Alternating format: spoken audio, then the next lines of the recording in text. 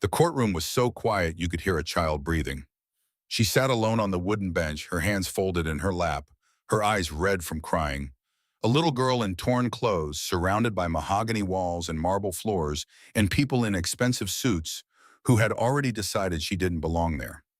At the podium, a silver-haired man in a black suit gripped the lectern with both hands and looked the judge dead in the eyes. His voice didn't waver. His expression didn't crack. He lied smoothly, confidently, completely, and the entire room believed him. Everyone except one person. And that one person was holding a document that would unravel everything. But how did a little girl with nothing end up at the center of a courtroom battle worth millions? How did one man's greed lead him to lie under oath? And why did that lie cost him absolutely everything he had? To understand that, we have to go back, all the way back to the beginning. Her name was Amara. She was 9 years old when her mother, Grace, first took her to work at the Hargrove estate. Grace had been cleaning that house for 11 years, scrubbing floors, pressing linens, polishing silver that she would never own. She did it with a quiet pride that most people never noticed, because most people at the Hargrove estate never really looked at her. Grace was a tall, slender woman with strong hands and a soft voice. She had grown up poor, the kind of poor where you learn to make something out of nothing, where you stretch a single pot of rice across 3 days and still say grace before eating it. She had worked since she was 14 years old, and she had never once complained about it. Not because life hadn't given her reasons to, but because Grace believed, truly, deeply believed, that how you carry yourself in hard times says more about you than anything else. Amara was everything her mother was, and more, Harmon, bright, curious, full of a warmth that seemed almost too big for her small body.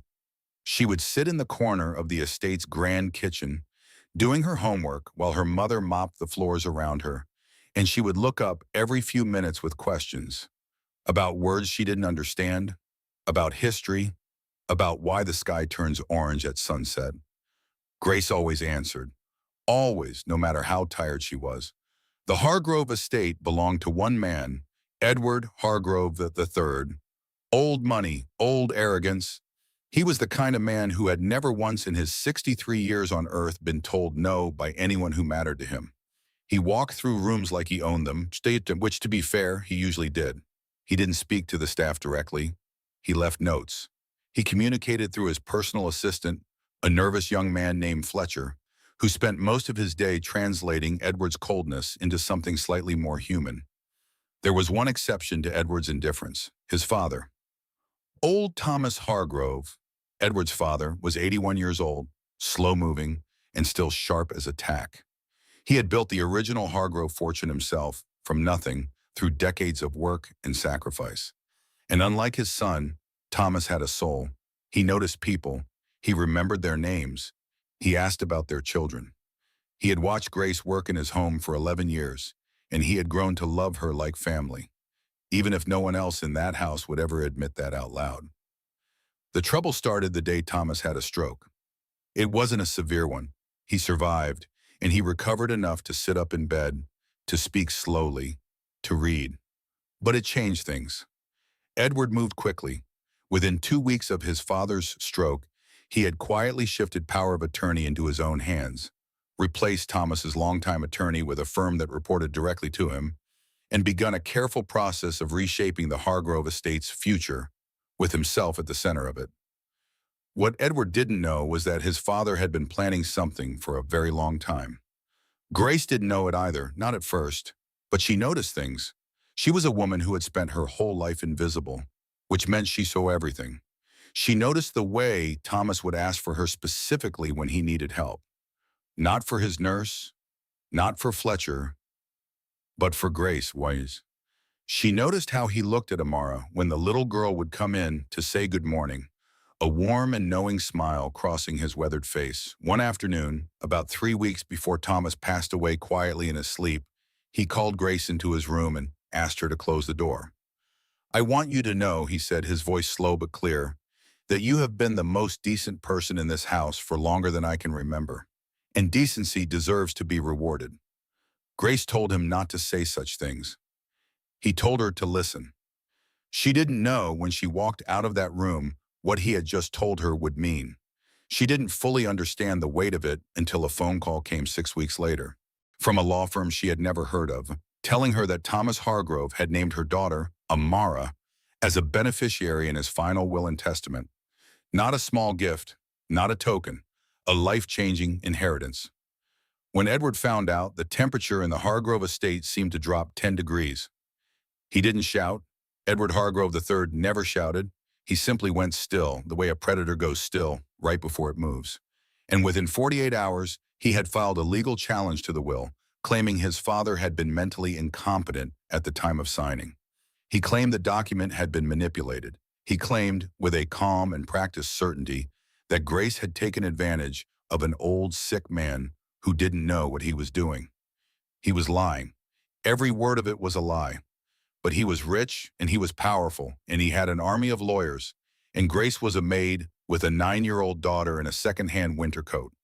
The case moved to court faster than Grace could fully process what was happening.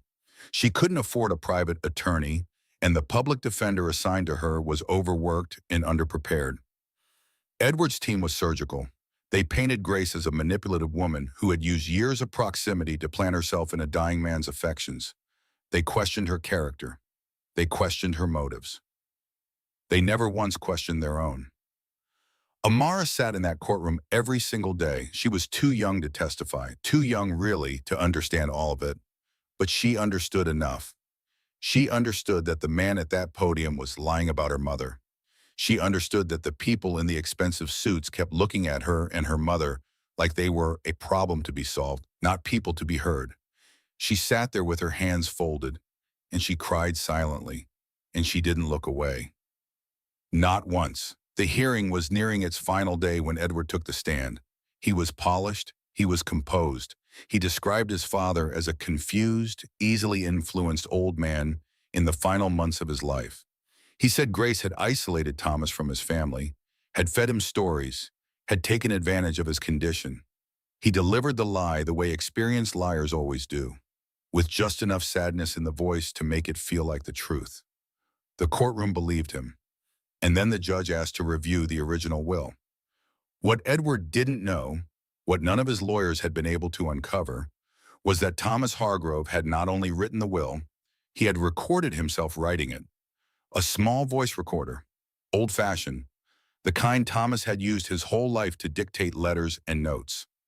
Found by the original attorney, Thomas's real attorney, the one Edward had replaced, inside a sealed envelope marked with Grace's name and the instruction, only to be opened if contested. The judge read the will, then she listened to the recording. Thomas Hargrove's voice filled the courtroom, slow, deliberate, entirely lucid. He described Amara. He described watching her do homework in his kitchen while her mother worked. He described the particular kind of light he saw in that child, the kind he recognized because he had once had it himself, before the world of money and inheritance had slowly pressed it flat. He said he wanted that light to have a chance. He said he had never been more certain of anything in his life. And then, at the end of the recording, in a voice quiet and steady and completely clear, Thomas Hargrove said, "I know my son will fight this. I want it on record that I am of sound mind, sound heart, and complete intention. This is my choice. This is my will, and I am not afraid of what he'll think of it." The silence in that courtroom was profound. Edward's face, that controlled, composed, silver-haired face, simply fell apart. Not dramatically, not with anger. It fell apart the way a house falls apart after years of quiet rot. Slowly, completely, with nothing left to hold it up. His lawyers exchanged glances. The judge looked at him over her glasses for a long moment, and then looked away as if she had already seen everything she needed to see. The will stood, every word of it. Amara's inheritance was upheld. Edward Hargrove III left that courtroom having lost not just the case, but something harder to recover. The careful story he had always told about himself. The story where he was the rightful heir, the deserving one, the man his father had meant to leave everything to. That story was gone now. played out of a small voice recorder in front of everyone who had ever respected his name. Grace stood in the hallway outside the courtroom, holding her daughter's hand. She didn't cry.